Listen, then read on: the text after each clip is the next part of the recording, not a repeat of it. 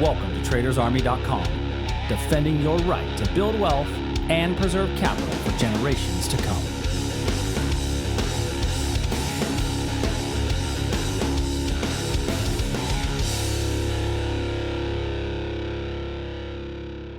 Tuesday. What's up, everybody? Tuesday. What's up, everybody? Tuesday morning. Hope everybody's having a great day. Welcome to today's edition of the Daily Market Commentary. We got the S&P rallying back up a little bit. We're up about 7 points this morning in early market trading as we played yesterday's gap. Was a nice little trade as it came down, hit our target. So we'll cover that and talk about a few more things today. Real quick announcement. If you are interested in learning more about Traders Army, we're having a free preview week. So that's right, our free preview week, the first week of March. So go to TradersArmy.com, become a free member. You'll get access to our live trade rooms, our open forum sessions, our options deconstructed. We're going to open the doors, let you in, get you a taste of the cooking. So let's go ahead and get rolling. All right, S&P this morning. We have about a 7-point rally in the ES overall. Now, yesterday we had talked about taking a breakdown below this low, and if you notice, it came all the way down and hit our eventual target later in the day. So that one actually did wind up hitting the target, and we've rallied up from that point. Rallying up here, we still technically have a gap fill level that could act as a short. Now, I will say I'm not going to look to get short on this gap fill, and the reason is because this is the all-time high. I don't want to get short on an all-time high gap fill because that, to me, that's just tugging on Superman's cape, as I always tend to say. I don't want to short the all-time high. I'd much rather be comfortable waiting for a long breakout opportunity above the all-time high than shorting it. So, looking into some areas of where I see some potential reversal points, I think if we base in front of here, we could see a breakout to the upside. Looking down into this region, we may get a little reversal here. It's not a great time of day, however, so I'm a little bit cautious of this level, and I think there's a chance that we're going to see limited movement over the next day or so. So I've got this breakout potential here, but I don't have any strong reversal levels lined up. I mean, the best one would probably be this little area all the way down here, but then that would be a little bit of counter trend on that smaller time frame if we make it down to that range. So I'm going to keep it in there. I think it is still relevant and it exists. But the breakdown trade, for those of you that took the breakdown trade yesterday, worked out like a charm. NASDAQ, so in our NQ level, I will say we did price come into our NASDAQ level that we had looked at yesterday as a potential reversal point. And this is why reversals are a little bit more dangerous in a down market, right? We came into that reversal level, we based a little bit, and then just popped right through it. And then, as often happens, old supply acted as new demand. We got a retest back to this level and then a very strong move away. So keep that in mind. Whenever a level gets broken, doesn't always mean that it's going to be useless and there's no longer going to be worthwhile. And this is a great example of that. Price rallied up through that level for a small, very small stop out relative to reward, but it did give us a good opportunity to get long on the pullback. So keep an eye on that as it gave you that chance to get long on the pullback. Now looks like a potential breakout above this high. And we'll see what price does in that region. This area in here is not too bad inside of the NASDAQ. So keep an eye on this area down here if we get a little bit of a pullback today. Let's see what that area there holds in store. My problem with this area is that the width of this zone combined with the fact I got basing right here might be a little bit tricky in there. So it's a little bit lower probability just based on the reward to risk. So keep that in mind. Next, crude oil. So crude oil, we definitely had this level right in here. Now your stop is typically going to be above that pivot, and we got a nice little move away. So you may or may not have gotten a few points out of this one as we got a really nice move away, and then it reversed hard and came screaming back up. Came out above what would be a potential breakout area and rallied up pretty hard in the overnight. So we've gotten and put in a little bit of basing, and we talked the other day about the fact that I don't have any quality supply until up in this region here, and we put in a double bottom here in crude oil. For those of you that are not familiar with a double bottom essentially says, here's one bottom and here's the other. Now we're not coming out of this bottom with the same amount of momentum, but typically when we see a double bottom, it's a measured move, right?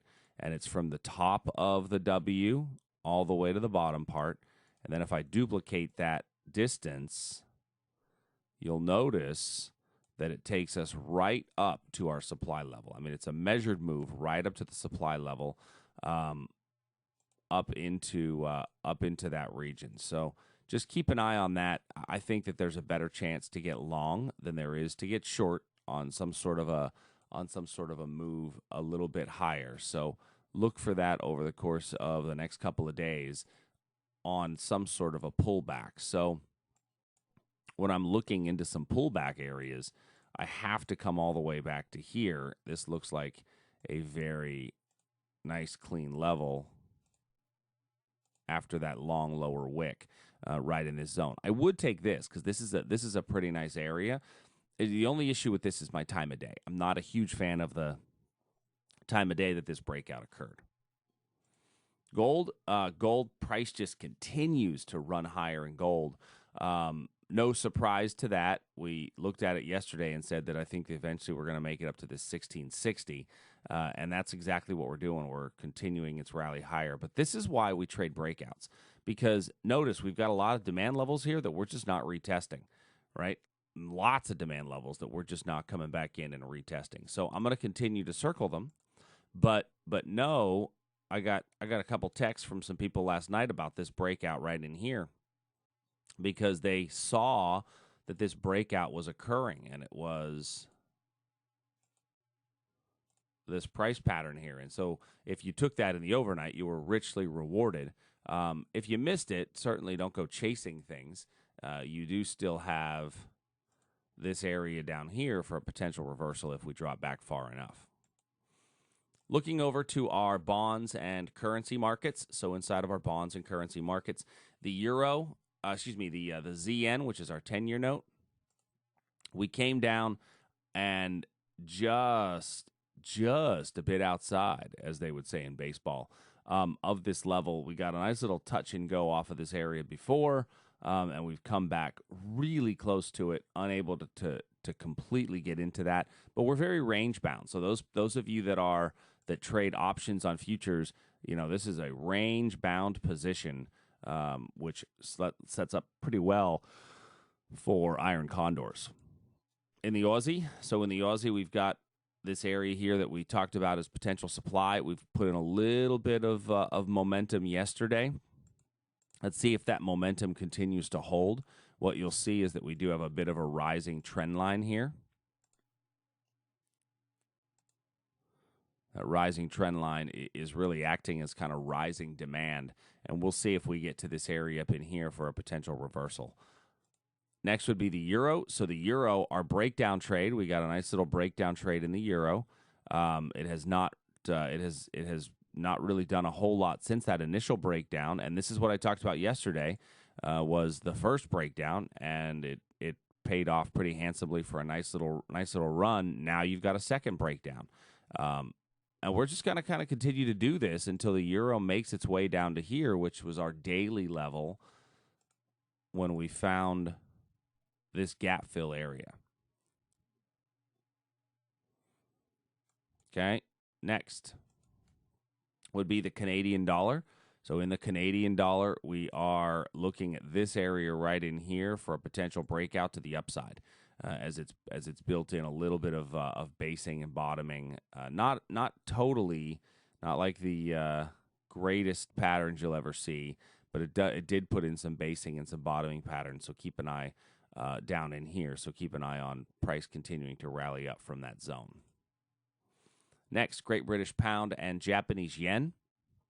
So in the pound, nothing. We are in between our levels of demand and supply, and we're not putting in super quality breakout setups as of yet.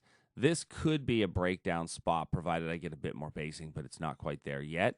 And then the Japanese yen, leave me a comment below if you took this one. This one really did a nice move. Notice we did get a little bit of basing here just before the level, and a very nice strong move away. If you took that one, take your stop, move it down, lock in some of those profits, as that one worked out pretty well. So, lesson for the day is, like in that NASDAQ trade that we talked about, sometimes you'll take small losses when you're trying to get in and join in some of these moves, but that's okay. A small loss is not going to hurt you. It's the big losses that are going to hurt you. We want to avoid those big losses.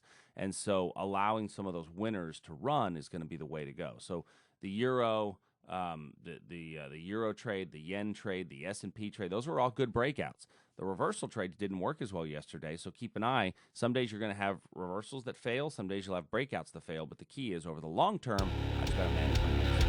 So hope you guys have a great day.